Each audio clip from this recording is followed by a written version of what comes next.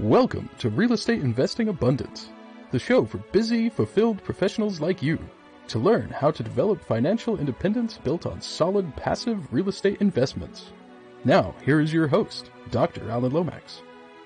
Hello, enlightened investors. Welcome, and I'm delighted that you are joining us for the launch of our new podcast, Real Estate Investing Abundance. 3 times each week, we will bring value bombs of investment wisdom from the most successful and renowned experts in the industry. The focus is on passive investment in real estate to help you as our listeners develop financial independence to live life abundantly. If you enjoy the show, please take a moment, find us on Apple Podcasts, and leave us a review. Reviews are vital to growing our audience so we can help more people find their avenue to financial freedom. Each week for the first 4 weeks, we will do a drawing of all those who submit reviews. The winner of the drawing will receive a $25 Barnes & Noble gift certificate. So please go to Apple Podcast and leave us a review. Hello, enlightened investors. Thrilled to be with you again today as we explore a value bomb of investing wisdom with a woman who has passively invested in over 2,200 doors worth over $100 million. I'm your host, Dr. Alan Lomax. Are you perhaps a busy professional fulfilled in the work of your calling, but you've come to realize that the hope of developing financial independence has taken a backseat to priorities other than finances? If you can relate, you're not alone, as this is exactly where I found myself while deeply immersed in a career of my passion. My financial well-being unnecessarily took a back seat. I wish I knew 30 years ago what I know today, but I have great news. I created an investor circle where we can share enlightened information and give support to one another without taking more of our valuable time, so that all of us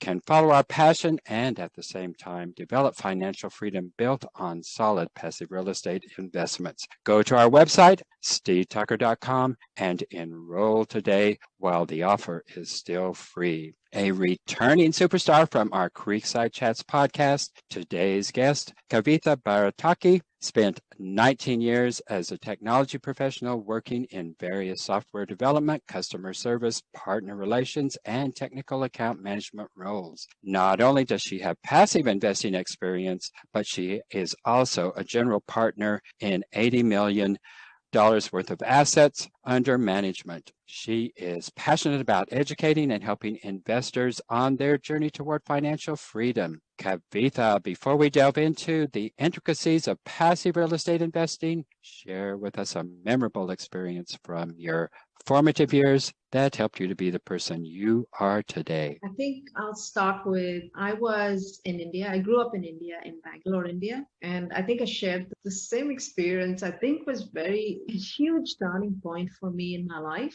The fact that I couldn't get something shaped that experience. And the outcome of it was that I changed that experience and gave it a different meaning than what it was at the moment. Back then, I was 9 years old. I was 9 years old, a little girl growing up in Bangalore, India. Bangalore is pretty much on the map right now as the software capital of India. So in Bangalore, back then, it was really a smaller town. It was called the Garden City or Retirement City of India. A lot of people, retirees, came to Bangalore because it was green, and it's definitely not what it is today. But anyway, I wanted this bike. I had moved to a new school, and one of my friends there, a new friend that I made, she was very pretty. Besides being pretty, she had a really pretty bike, and it was called BSA SLR, and it was this cute bike with like streamers on the handles, and it was this maroon color, and it was brand new. So I saw that bike, and I used to bike from home to school every morning, and I really wanted that bike, and that cost about 600 rupees, which today's dollar is less than $10. Back in India, that was a lot of money for my dad and my family, because our income was not that high, and we did have 3 kids. Like my family had 3 kids. I couldn't get that bike because instead my dad got this really big, ugly black bike, which was actually a men's bike, and I literally had a hard time as a 9-year-old getting over the middle bar of the bike, and I hated riding it, but I rode it anyway for a few years. So that incident, or what I would say, that particular time in my life, I felt like there was something that I would never go through again, meaning that if I really wanted something, I would live my life in a way that anything I truly wanted that bad would be affordable. So I didn't realize what that meant at the time, but I think what that meant now as an adult is that I decided that I would live a life of abundance from a financial perspective at that young age. To be honest, I've been through a lot of seasons in my own life as an adult. I've been through a divorce, I've been through changing jobs, I've been through a lot of transitions, I've been through a sick child. So all of those cases, I think the one issue I never ever had was a financial one. So I've always been blessed with enough to want and have everything I ever wanted.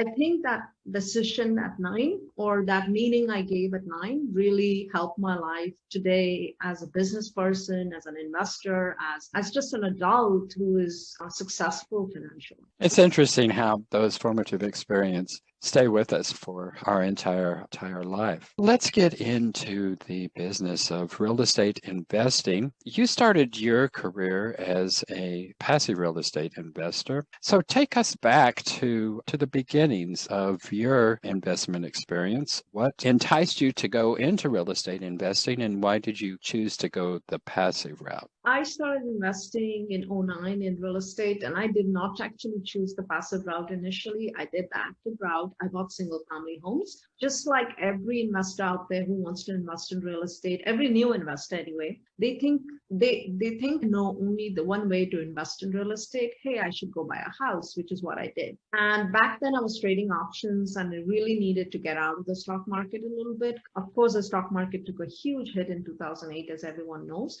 but I didn't really take a hit in my options trading because I started post the hit, and it was actually a good time to trade. But I found it so time consuming that it was just that volatility of it, and just staying and keeping up with it was way too much. And I wanted a bit of a hands-off investment where I didn't have to take care of it all the time and worry about the loss of capital. Right? Capital preservation became really important after going through the 2008 downturn. So I started buying single family homes, which of course was a great time in retrospect because we had a huge housing crash in 2008. So I bought my house in 2009, bought a few houses along the way, tried to do the BRRR strategy.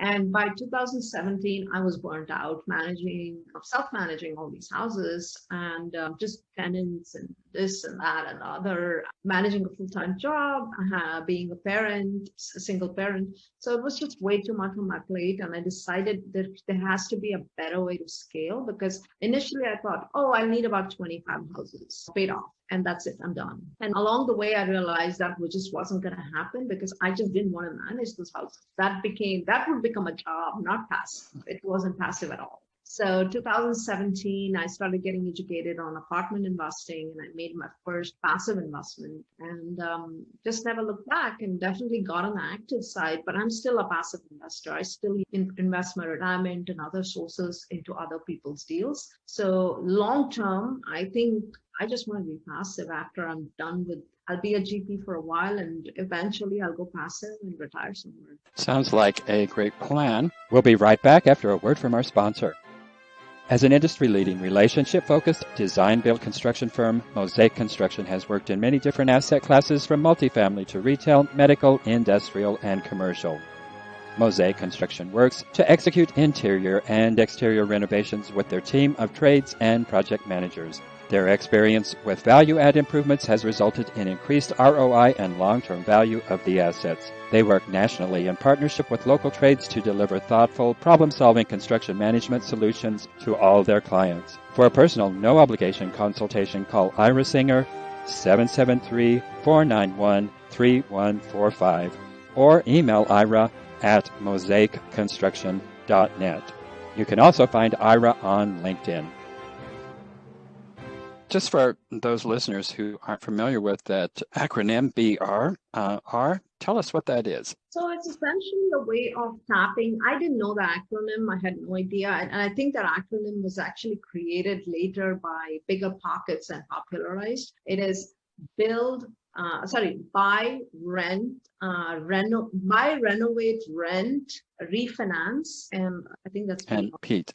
something like that. Honestly, I did not have any idea of that acronym. My thought was the market was going up, it was appreciating. I had equity in those properties. I needed to buy more properties. So I'm like, the capital has to come out of somewhere. And I'm like, okay, that's where the capital is coming from. So as these properties started appreciating, I started refinancing, pulling cash out, doing a cash out refi, and then buying other properties. So I just felt like I'm never going to sell because I just didn't want to deal with the tax issues of sale. So I just kept buying, and I've really not sold any property since. A couple of reasons you state. One was the scalability of going into multifamily as opposed to the challenge of scaling with single family. And the second thing you mentioned was the fact that it was becoming a full-time job. How many houses did you actually accumulate before you changed strategies? 11. 11. That is a full-time job. And your goal was to get 25, and you saw the writing on the wall about halfway there. And not all people do. Some people go all the way to 25. I've heard some people who holding hundreds of single-family homes. I have a whole team of people that they're running. I didn't want to be in the single-family rental club. Yeah, it is a good way to go. If you want to develop a team, you want to make that your business, but it's not a good way to go if you want to be a passive investor. So how did you make that transition from single family? You were in that business for several years and you transitioned in 2017. How did you make the transition from single family to passive investing? So I went and actually attended a lot of meetups as well as live events to learn about apartment investing because I had no idea what forced appreciation was. I had no idea what any of those things were. I didn't know what a syndication was. So just like I talk to my investors now and they have no idea of these things, I had no idea either. But I didn't find that there were as many resources, or maybe when you're in the business, you see more resources, but I find that there's a lot more resources out there online that are accessible today than there was 3 or 4 years ago. So I didn't really know much and I didn't know any place to really go, but got introduced to one of my friend who was in the apartment business. She invited me to learn more about her mentor, and then I just followed up there. I actually accidentally happened to meet him at another meetup that a local IRA company was organizing. And then I just went to that event. I joined their group. I started learning more, and I was in Dallas almost every other week trying to learn. In retrospect, for being a passive investor, I didn't have to work that hard, but I really feel like I'm one of those people who wants to know everything before I do something. Although I did do my first investment without knowing a whole lot. I just took a leap of faith because I'm like, yeah, everybody says that sponsor's good. Let me invest and figure out what happens. We'll be right back after a word from our sponsor. Would you ever invest all your money in a single stock? Very unlikely. Yet investors are willing to risk $50,000 to $100,000 in a single property in real estate all the time. Avestro is the world's first customizable real estate investment platform. Investors can build their own custom portfolios selecting investments across multiple asset classes such as single-family homes, multifamily, student housing, self-storage, and shopping centers. You can also invest across multiple markets and different time frames.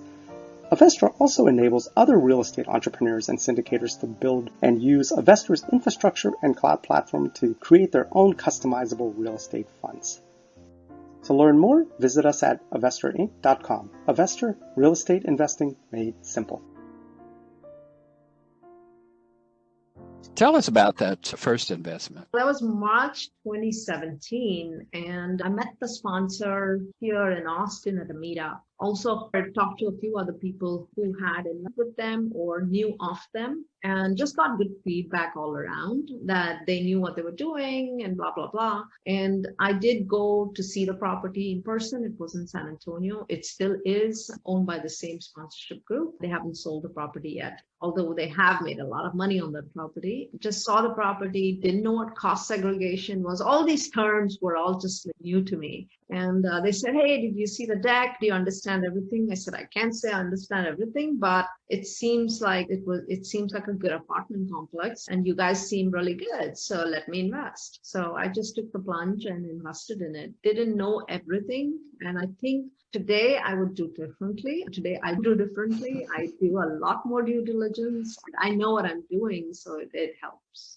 It sounds like it was a good investment. Are you still invested in that? You said they still own that property, but are you still a limited partner in the deal? Yeah. Okay. How comfortable are you in sharing some of the details of that transaction? I don't know that I remember all the details, but I'll tell you this was off in San Antonio off 410. It's called Loop. It's a loop around San Antonio. It was right off. And one of the questions I asked him is, oh, there's highway noise. Why would I want a property right next to the highway?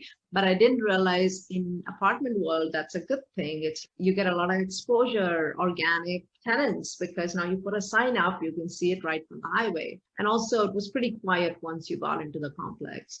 I think it was like, I want to say it was 200 something units. It wasn't quite 300, but 250 unit apartment, class B. And we got in around 56 or 60 something a door and $60,000 a door, which is right now not possible in that. I wouldn't think so. What is that worth now, door-wise? At least 100 a door, if not more. Sony's appreciated. Last year when we checked, it was about close to 100 a door. But this year, San Antonio has gone nuts because it's so close to Austin and people are starting to see the potential of San Antonio pretty much becoming a twin city of Austin. So I think, I don't even know what the price this year might be, but it's definitely gone up since COVID. Yeah, I bet it has. So you found this deal through a meetup and liked the apartment and you said, here's my money. What else did you have to do? A lot of documents. That's something I wasn't prepared for. They gave me 100-something page document and I have new investors. Am I supposed to read all this? I was like, I don't know what to do with all this. I actually set up a call with someone else who was in that meetup group and he offered to look at the documents for me. And then he said it was fairly standard. What I would recommend people is if they don't know what's in the document and they want to understand better, definitely hire an attorney for an hour. It's worth putting time into it if you're spending $75,000, $100,000 on the investment. And if you're really unsure of what the documents have to say or not say, have an attorney decode it for you. If you're not able to go through legalese yourself, it's not everybody's cup of tea to read those documents, right? Not every page. Some people like it. I know a friend, she just loves it. She's just loves poring over the details. I'm still not that kind of a person. I have to now because we write up our own PPMs. I have to go through the drafts and make sure everything looks good, but it's not a task I enjoy. I hate it. Yeah, I don't particularly enjoy them either. But yes, if you're going to invest as a passive real estate investor, you do need to learn a little bit about offering memorandums. And yes, read them. So you went to an acquaintance rather than going to an attorney. Mm-hmm. Did you ever take that first document to an attorney? So do you always take the offered memorandums to an attorney before investing? No, I do not actually. I feel pretty comfortable going through it myself now because I'm being on the GP side. I've spent a lot of time going through documents that my attorney has written for the fund that we're setting up. So I've gotten used to looking out for, the gotchas, the parts of the documents that I cannot miss reading and the parts of the document which are like, ho-hum, they have to say it. It reminds me of, I used to write patent disclosures for IBM when I was an employee. And a lot of the patent, when actual patent is returned, a whole lot of it is just general legalese, like saying, this is what a computer is, this is what this is. And yeah, I started skimming over those things because those are just copied and pasted literally from one document to another. But there are parts of it which are customized for that particular investment, and you have to really pay attention to, let's say, distributions. What is the order of the distributions? When are distributions made? Who gets preference? The liquidation event, when refinance happens. All of those are very specific to that investment, and you have to pay particular attention to those. So I've just understood, in this vast 100-page document, what do I pay attention to? What do I not pay attention to as much? Maybe I'll skim through it. You talked a little bit about the advantages of passive investing, certainly the scalability of that and much more time freedom, and eventually that's where you hope to be. But you made the decision to go from passive investing and syndications to into general partnership, but you did say that you hope to go out of the general partnerships at some point in time and strictly into passive investing. What made you decide to go from passive investing and go into the general partnership? I think I for long enough. And also the other reason was what maybe a lot of your passive investors aren't. I wasn't happy with what I was doing anymore. I was in tech for almost 20 years, and I was done. I was ready for a change of pace. I knew I loved real estate. It's what been one of my passions. And whenever I talk about it, I light up. And my friends are like, why aren't you doing that full time? Why aren't you doing what you like? And I just thought that was a good transition. And I got an opportunity to be a GP, and I just took it, and I never really looked back. So yeah, it's been almost 2.5 years now. So what was your first GP deal, and how did you get into that? So it was, again, very accidental. What happened was I really never wanted to be a GP. I always wanted to own my own apartment complex, maybe a small one, 30 units, 20 units, whatever I could afford. I wanted to sell all the single family homes and just buy an apartment complex that I could manage myself. And that I knew that would cash flow much better than owning single family homes. So that was always my goal. But along the way, I met a lot of people who convinced me otherwise. And one of them was someone I met at another real estate event. I was attending a lot of real estate events, especially 2019. I think I did an event a month and just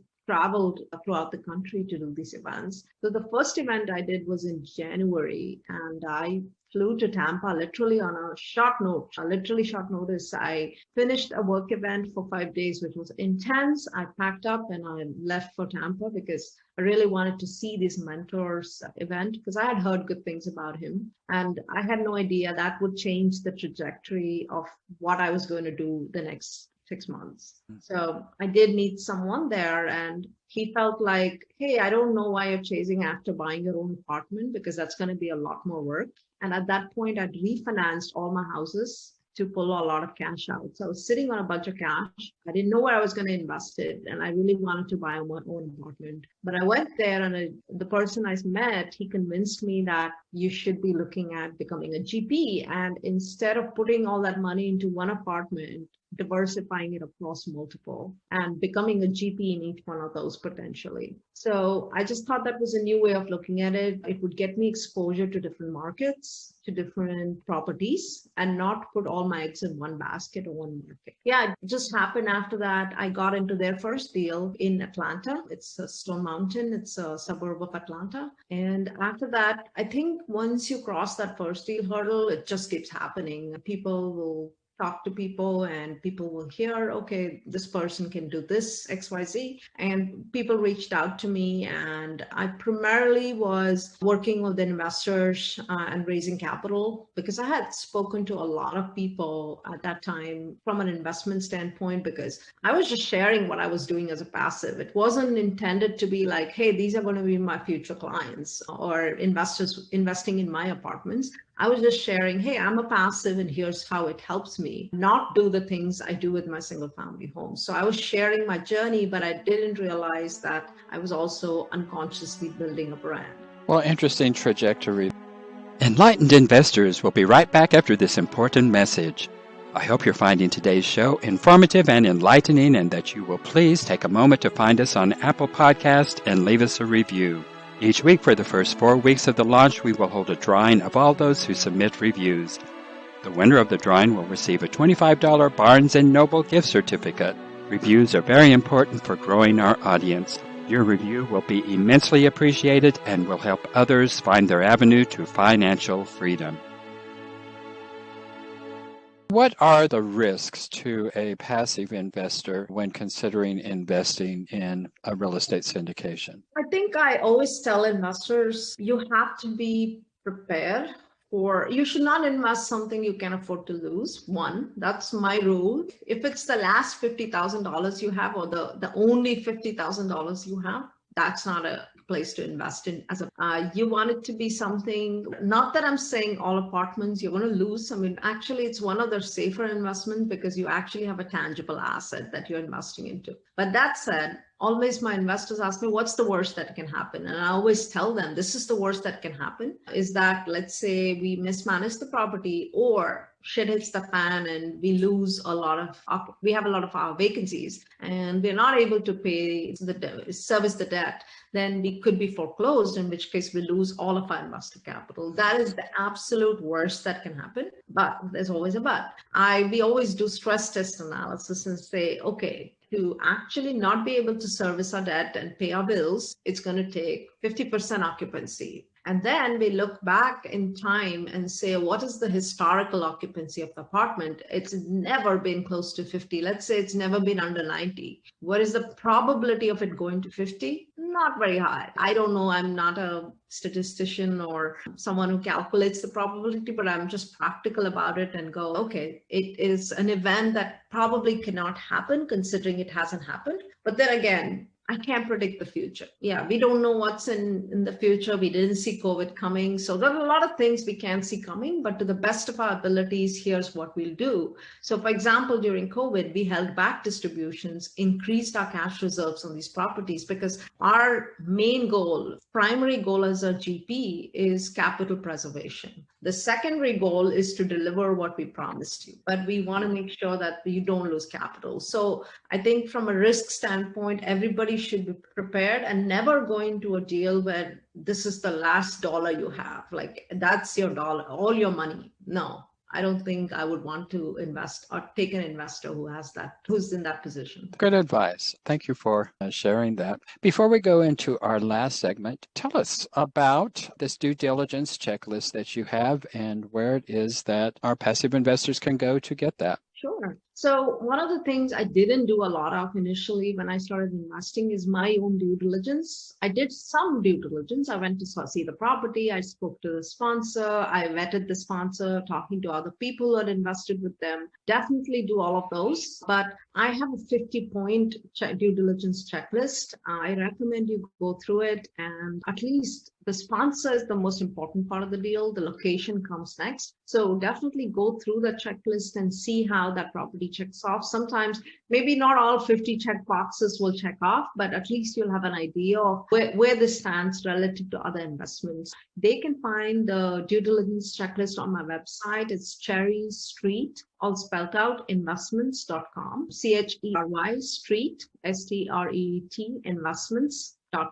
And there is a section called resources, and there are some free downloadable resources there. And the due diligence checklist is also on that page. We'll have that information in our call notes, but that's cherrystreetinvestments.com. Viewers and listeners, head over there and pick up your copy of the due diligence checklist. Kavitha, share with us one of your most difficult setbacks in life, and how did you come through that time, and what did you learn from it? I'd say the most difficult setback I've had so far was my daughter being sick. So my daughter was 11 months old and she was diagnosed with, we didn't know at that point, they thought it was pneumonia. She just wasn't eating. She was throwing up constantly for the last 4 months. And as a new mother and the first time mother, I was completely clueless as to what to do, right? What was right, wrong? I was tired. I wasn't sleeping. She wasn't sleeping. So it was a nightmare. But what was supposed to be pneumonia turned out to be heart failure. And she was diagnosed with a cardiomyopathy. And we saw specialist after specialist trying to figure out, they put her on the transplant list because there is no other option. That was probably the most difficult time in my life where I just felt like a total loss of control, where work took a backseat, everything took a backseat. My own health took a backseat because I had to focus so much on her and her needs. So I think it was about, I want to say, a year of that where we didn't know what was going on, and we saw a lot of specialists. We found this doctor in Houston who literally turned around and helped us and helped a lot of kids with pediatric cardiomyopathy. But she wasn't just over, it wasn't just over in a year. It was a saga, so to speak. She's still on medications. And I think my biggest learning out of that is when you're dealing with a difficult situation, it's hard to see outside of it, especially when you are with inside of it and you feel a total loss of control.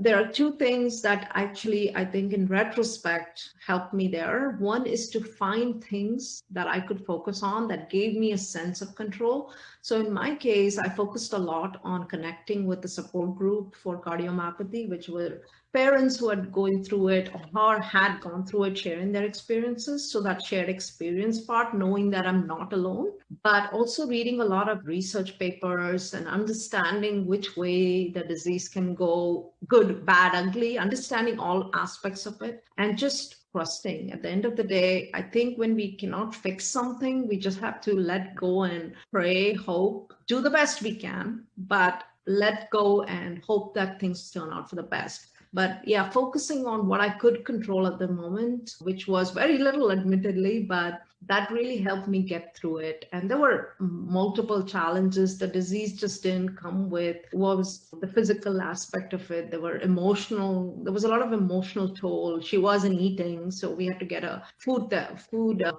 counselor to make her eat food. For me, all those are like things that I took for granted, that a child will know how to chew food, but she didn't. She missed that window where she could learn those skills. And we had to get a therapist who was basically a speech pathologist, but they deal with food disorders, like eating disorders. So there was just a lot of things coming at me. And for me, getting through that phase really, I think every problem that I have right now, and I'm actually dealing with a problem right now. I have these chronic hives for the last 5 months. It comes out of nowhere. I just can't, I've tried to so many things to fight it and to get rid of it. It won't go away. And some of these days, I just have to put it in perspective and say, okay, it's a smaller problem. I just have to suck it up and I have to get through it. And I still have to run a business. So I think one of those things is reach out to people. I've been watching a lot of YouTube videos on how people got through it. I've been going to Clubhouse and learning a lot about it, and also sometimes focusing on stuff outside of it. So I'm now learning about TEDx talks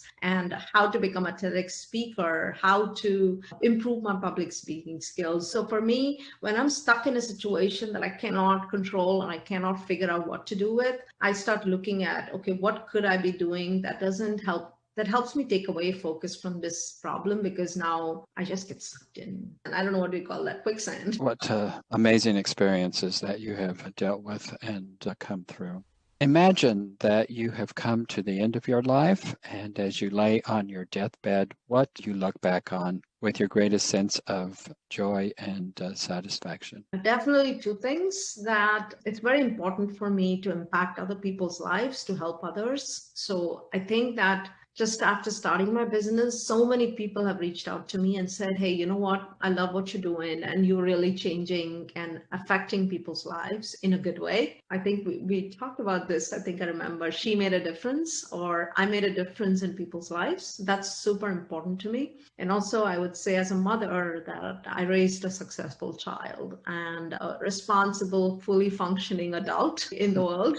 So I think those are two things I'm proud of. And I've come through a lot of adversity, and to deliver that in my life, to get past adversity and to actually still be able to make a difference. And in fact, use that pain purposefully, right? They say pain is inevitable, suffering is optional. So I really truly believe in that. And I do suffer. It's a human condition, right? Suffering, we go through it sometimes. But the thing is, I find that you can use pain for a purpose. You can turn pain into fuel. And that's really, I think, important to me. And I've realized that is an ability that we have to cultivate within us, is to be able to turn that pain into a fuel to fuel you forward in your journey. I like that, turning pain into fuel. Well, Kavitha, it has been a delight being with you again today. Good to see you and glad to see that you are doing well. And I do hope you pass through these hives quickly and without further ado. That just does not sound like a pleasant thing to be dealing with. Thank you so much for being on the show, Kavitha. Thank you so much for having me, Alan, again. I really enjoy talking to you. It's really important for me because a lot of people look at, for example, real estate. It's just a real estate. No, it's a whole person, right? You bring your whole self to everything. So all the past, the aspects which affect you are not just investment related. There's a totality of who you are as a person. And I think one of the things I tell all my investors is that it's not just about the investment, it's about your mindset. It's about being who you are as a person that matters in how successful you are, whether you're passive or active, whatever you're doing. Absolutely. Thanks so much, Kavitha. Thank you so much. It was good seeing you again. Thank you for tuning in to Real Estate Investing Abundance, brought to you by Steve Talker Capital, a company working for passionate professionals like you to develop financial independence built on solid, passive real estate investments. As part of our efforts to make the world a better place, Steve Talker Capital contributes to activities and organizations committed to better understand the equine. These endeavors attempt to enhance the human treatment of horses worldwide. Steve Talker Capital, working for a world where all creatures, great and small, flourish abundantly. For resources to develop your financial independence, connect with us at stevetalker.com.